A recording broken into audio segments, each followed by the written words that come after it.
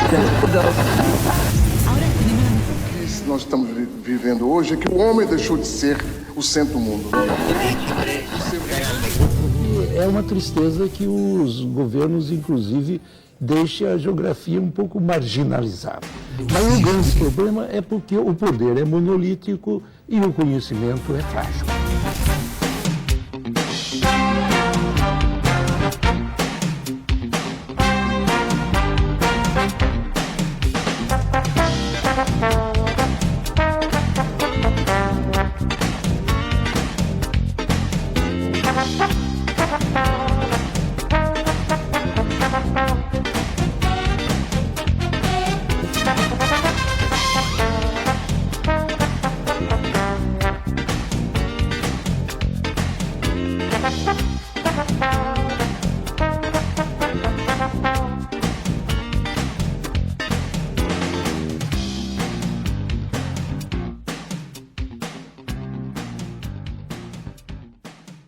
Olá, gente, estamos iniciando agora mais um episódio aqui do Cadê Meu Norte, né? Eu sou o João Pedro Soares, acadêmico do curso de Geografia Bacharelado aqui da UniOeste de Francisco Beltrão.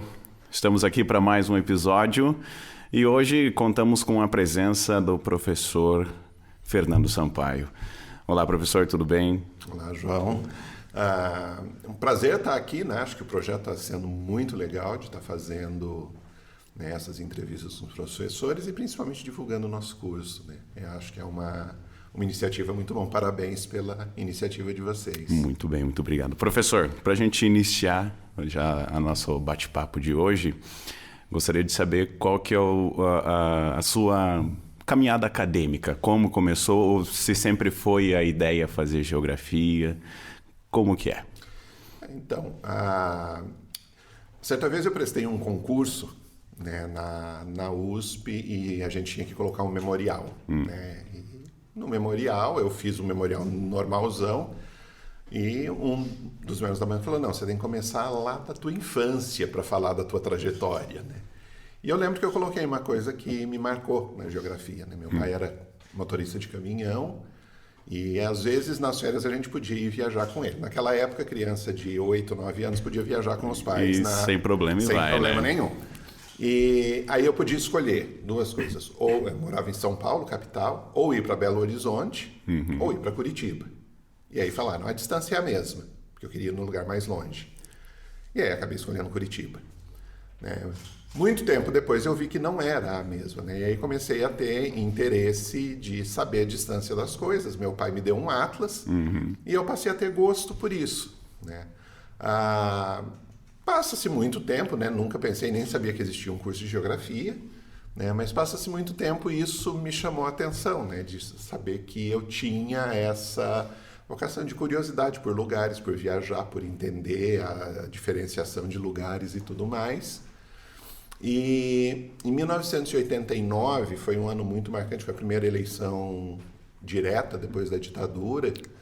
E eu sentia a necessidade de conhecer o Brasil, né? Conhecer no sentido de história. E aí prestei os cursos de geografia na USP e história na Unesp. Né? Passei nos dois e acabei indo para São Paulo porque minha mãe morava lá e eu falei, vou ter onde morar. Era ali, né? Fiz minha graduação em geografia, apesar de gostar muito de história. Quando abriu a possibilidade lá na FEFELESH de fazer uma coisa chamada dupla habilitação, que você fazia 2 cursos ao mesmo tempo, eu comecei a fazer história também. Então eu fiz geografia, fiz 3 anos de história, não terminei a história porque entrei no mestrado em geografia. Né? E terminei a graduação por volta de 97, entrei no mestrado, na minha qualificação do mestrado, né, a banca indicou que eu fosse para o doutorado direto, então eu não tenho mestrado. Sim. Né? Em 2003 eu terminei o doutorado. Então, do ponto de vista acadêmico, né, da formação, é isso. Do ponto de vista de trabalho, eu entrei na universidade em 90, em 90 eu comecei a dar aula para o ensino médio na época, né, depois básico, fundamental 2 e médio, todo o tempo que eu fiquei em São Paulo. Então, de 90 a 2002, eu dei aula para o ensino básico, e aí vim para cá em 2002 e estou aqui até hoje. Só alegria e sucesso. A especialização, professor, que foi ali mais na área econômica mesmo, né? Falando sobre, já que a especialização é econômica, né, também tem é atrelado à geografia política, né, à geopolítica. Qual que é a importância, né, e se elas duas, né, são realmente bem atreladas? Sim. A geografia econômica, na verdade, a gente entende o quê? A ideia de você trabalhar dentro da geografia, né, com aqueles processos que você está relacionando a economia política com o uso de território, né? Então é importante, né, a ideia de economia política, que era um nome que se dava ainda no século XIX, né, antes dos marginalistas chamarem isso apenas de teoria econômica, né, mas de juntar essa economia política, porque a economia em si ela não tem um caráter neutro de ciência, mas ela é eminentemente política, né? Por isso que quando a gente vai falar da geografia econômica, né, ou seja, fala, olha, essa relação economia política e território, certamente a gente tem que falar da política, né? Então, hoje a gente entende, principalmente relações mundiais, é muito difícil você separar a questão da geografia econômica e da geografia política, né? Ou da geoeconomia e da geopolítica, porque elas estão muito interligadas, né? Mesmo quando trabalhamos questão regional, município, questões mais locais, as determinações políticas em relação às atividades econômicas, de você ter planos de desenvolvimento, de você ter uma política de industrialização, de você ter... vem do poder político. Né? E até mesmo o geógrafo em si, como geógrafo econômico e político, deveria estar mais, né, inserido, principalmente no governo, porque não se tem, geralmente é um economista, mas o geógrafo político, na minha opinião, creio que seja um pouco mais completo, né? Ele vê mais espacialmente, não financeiramente. Também, claro, financeiramente, né? Mas o espacial ali também, ele tem essa... Como é que é? Ele chega com uma abordagem diferente nos resultados depois, né? Exatamente. Para você ter uma ideia, ali por volta dos anos 30 até os anos 50, o IBGE era vinculado diretamente ao gabinete da presidência. E o IBGE era fundamentalmente geógrafos, né? Ou seja, o Instituto de Geografia era um dos órgãos mais importantes que tinha no país. Ficar diretamente no gabinete do presidente. A nossa revista brasileira de geografia, que tem hoje no site do IBGE, ali desde os anos 30, ela tinha produções extremamente importantes, né, de entender o Brasil. Né? E de repente você tem uma mudança, né? As ciências vão se especializando, a economia durante um momento entra com uma importância maior, o direito, e o geógrafo, que acaba tendo uma formação mais ampla, mais humana do que os economistas de modelos matemáticos, né? Mais, vamos dizer, histórica do que às vezes os sociólogos vão ter, né? E mais espacial, de entender diferenciação de lugares, de entender cultura, de entender economia. O geógrafo tem uma formação mais ampla, mas ele foi meio alijado de prefeituras, algumas têm ainda, né? Mas foi alijado de prefeituras, do Estado, do próprio IBGE, né? Então é um problema que a gente tem e que a gente tem que estar conquistando de novo esse espaço que a gente já teve. E até essa questão do IBGE propriamente se dito, né? Como saiu vários, né, geógrafos, né? Tem um ou outro, mas não é como totalmente era antigamente. A importância, a gente teve o censo recentemente, né? E a importância do pessoal realmente fazer ou responder essas perguntas. Até porque, economicamente falando, é um dado que o governo vai ter para investir depois em cima daqueles lugares. Né? Sim, o censo que ocorreu ano passado, acho que vai entrar na história como uma característica de jogar dinheiro fora. É fundamental, todos os países têm alguma coisa assim, porque é a tua base de fazer planejamento, você saber as condições da tua população. E esse censo foi feito num momento de um discurso de ódio. Os entrevistadores do IBGE apanhavam, né, não entravam em determinados locais, não entravam em determinados locais, né, de comunidades periféricas que o tráfico tomou conta. Não entravam em áreas de ricos também, porque não deixavam, porque não foi feita uma propaganda, não foi colocado para a população em geral ali, depois do Jornal Nacional e antes da novela das 8, que o IBGE vai fazer pergunta, porque isso é importante. E as pessoas não responderam. A gente tem um censo que não serve para nada. Até essa questão de não foi feito propaganda um dos outros IBGEs, eu como comunicador, eu lembro que era, no rádio era falado bastante, né? Mas esse ano que passou ali não teve nada, nem no rádio. Pouca coisa foi se falado sobre o censo. É complicado. Professor, falando sobre, já que a gente falou, tem a sua importância, qual que é uma das principais importâncias da geografia econômica, né? Dentro aí do espaço, para a gente entender o espaço, qual que é a importância da geografia econômica?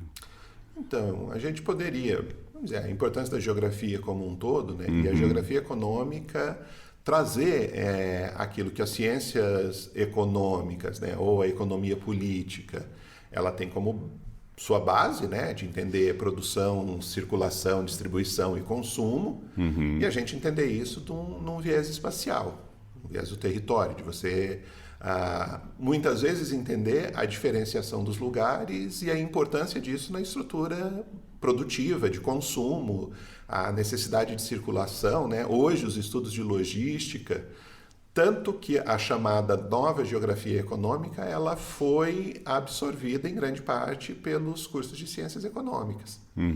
A geografia hoje está voltando, né? Quando a gente olha, por exemplo, os grupos de trabalho do ENAMPEG, aumentou muito os estudos de geografia econômica, comparativamente com as 2 edições anteriores, né?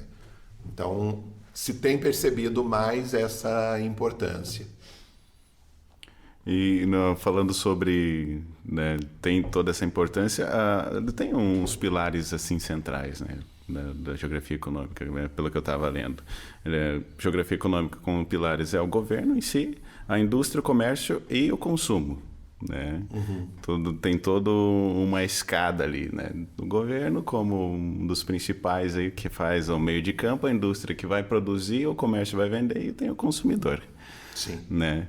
Aí, levando em consideração isso, a geografia econômica está ali para mostrar dados, enfim, trazer todo esse parâmetro, né, geral. Fazer essa análise, né? Por isso que eu acredito que a gente utilizar, né, aquele esquema mais tradicional de a produção, que entra a agricultura, a indústria, comércio e serviços, né? Entendendo que o governo está ali no setor de serviços também, né? A distribuição, né? Como que a riqueza gerada por esses setores vai ser distribuída entre a população, né? Distribuição de renda, direitos sociais, distribuição de infraestrutura, tudo isso entra nessa ideia da distribuição da riqueza. A circulação, que é o que é produzido em tal lugar chegar em outro, vem do exterior, não vem, daqui vai para fora, né? E o consumo, que aí é aquele que chega na gente, né? O consumidor final. O que a gente consome, como que a gente consome, por que a gente consome, né? Então eu acho que esses pilares, para entender a geografia econômica e para ela mostrar a importância dela, é entender essas características. E até mesmo, principalmente hoje em dia, nessa questão tecnológica que a gente vai vivendo, ou vem vivendo de pouco tempo para cá, que em 2000 não tinha toda a tecnologia que a gente tem hoje, né? Então, hoje em dia a gente fala até de inteligência artificial, né? E isso tem uma influência, ou vai ter alguma influência no futuro, próximo, digamos, na geografia econômica, ou na economia mundial? Com certeza, né? Quem ficar para trás dessa... A vantagem, assim, olhando, né, do ponto de vista do Brasil, a gente tem alguns setores que a gente está muito bem desenvolvido. O complexo agroindustrial, para usar um termo antigo, porque o povo não gosta quando fala em agronegócio, né? Mas a tecnologia envolvida na agricultura que nós temos aqui é uma das melhores do mundo, né? Exploração de petróleo em águas profundas é a melhor do mundo, né? A indústria aeroespacial, a gente está entre os melhores do mundo, E é uma das únicas que produz também. Uma das únicas que produz. São 4, 5 países que têm tecnologia para produzir avião, né? Então, assim, a gente não é aquela... Falar, coitadinho, não sabe fazer nada, não faz nada direito. Não, a gente tem tecnologias extremamente importantes, né?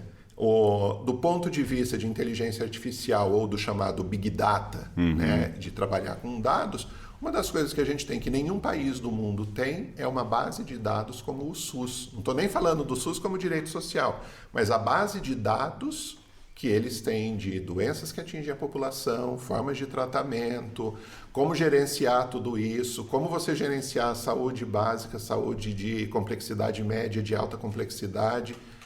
Não tem país com 210 milhões de habitantes que tem um sistema desse e que tem esses dados em mãos, né? Então, o uso do Big Data para isso e que a gente não está aproveitando a contento. Até mesmo na questão de pesquisa, né? Fazer esse tipo de pesquisa, o SUS também ele ajuda bastante. Porque tem aqueles agentes de saúde que vão nas casas, que nem, por exemplo, se tem um geógrafo dentro da prefeitura, ele pode fazer uma espécie de um questionário para esses agentes de saúde. Aí já tem um levantamento, né, maior ainda de dados, e o que é bastante importante. Aqui a gente entrou nessa questão econômica do Brasil, né, falando da tecnologia do Brasil, e que a gente é bem forte na agroindústria. Como que tá? Qual que é como que está a geografia econômica no Brasil, né? Qual que é a importância do Brasil, economicamente falando, mundial, né?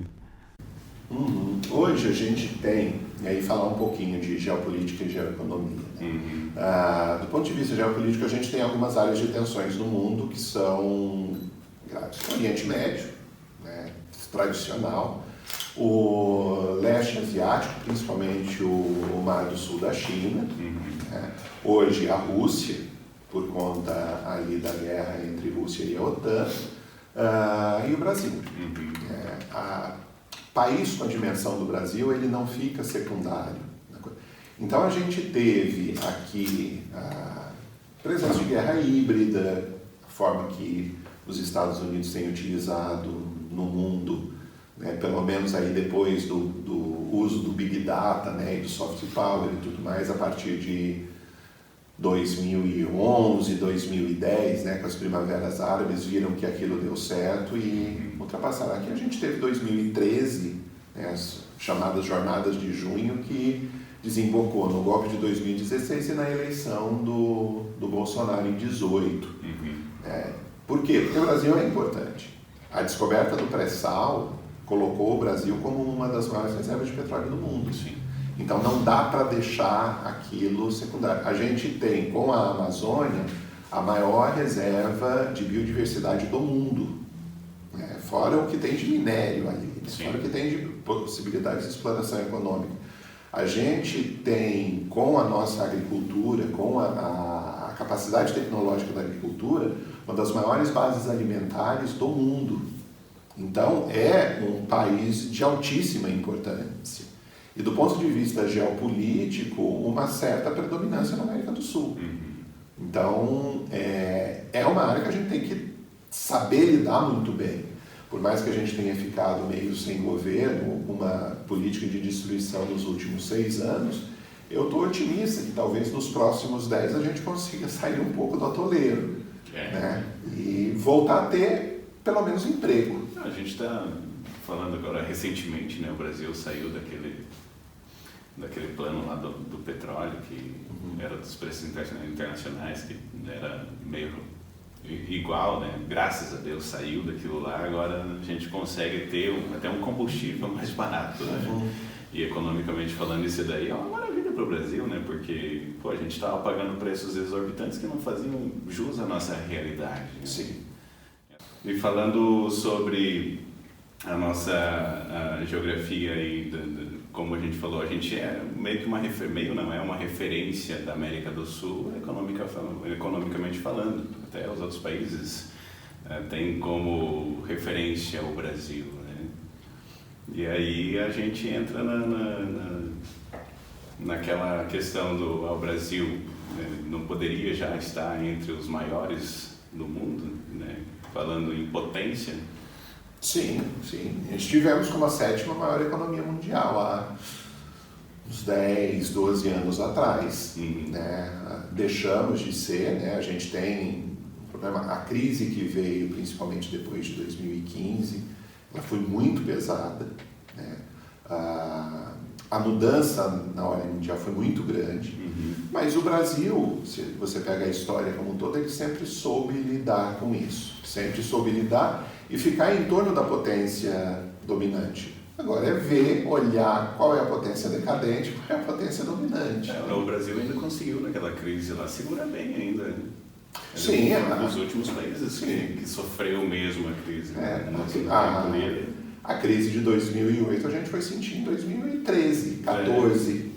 Ou seja, segurou bem. 5 anos depois. Então segurou maravilhosamente bem. Professor, a gente está quase encerrando aqui o nosso podcast, é um bate-papo legal, rápido. Tem alguma referência para a gente, né, como leitura ou referência de audiovisual para a gente ter, ou para quem quer estar em casa e quer também saber mais sobre a geografia econômica? Sim, eu falei, né, fazer um jabá, então aqui o livro, vou mostrar aqui para a câmera.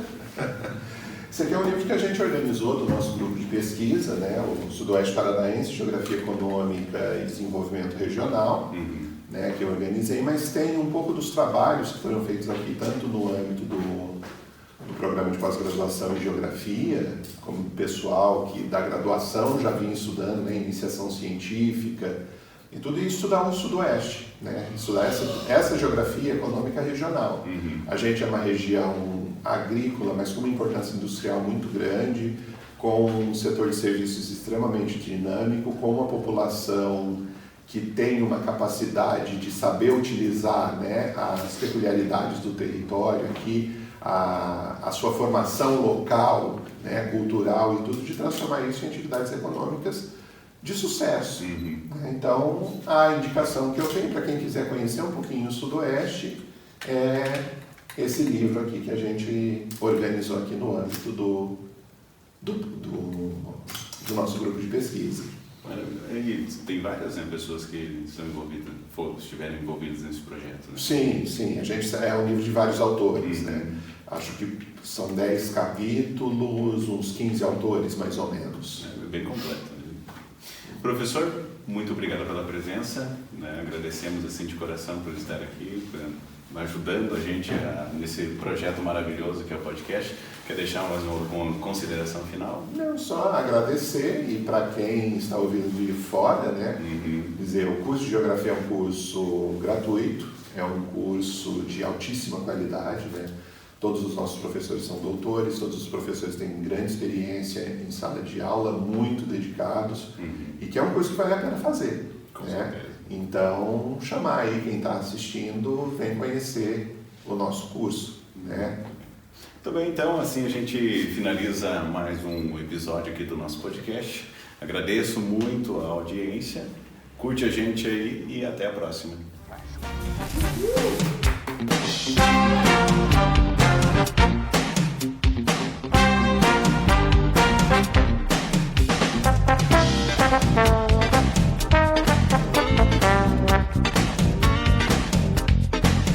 be right back.